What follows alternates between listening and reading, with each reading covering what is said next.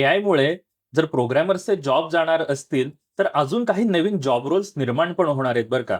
म्हणजे एखादं ॲप्लिकेशन जर तुम्ही एआय वापरून बनवलं, तर अजून त्याच्यामध्ये किती सिक्युरिटी स्ट्राँग आहे हे कळण्याचे मार्ग नाहीयेत. त्यामुळे आपल्याला एक सायबर सिक्युरिटी स्पेशलिस्टची गरज आहे, की जो एआयने लिहिलेला कोड सिक्युरिटीच्या दृष्टीने चांगला आहे का वाईट आहे, याचं तो ऑडिट करू शकेल आणि त्याच्यामध्ये तसे तो चेंजेस सजेस्ट करू शकेल.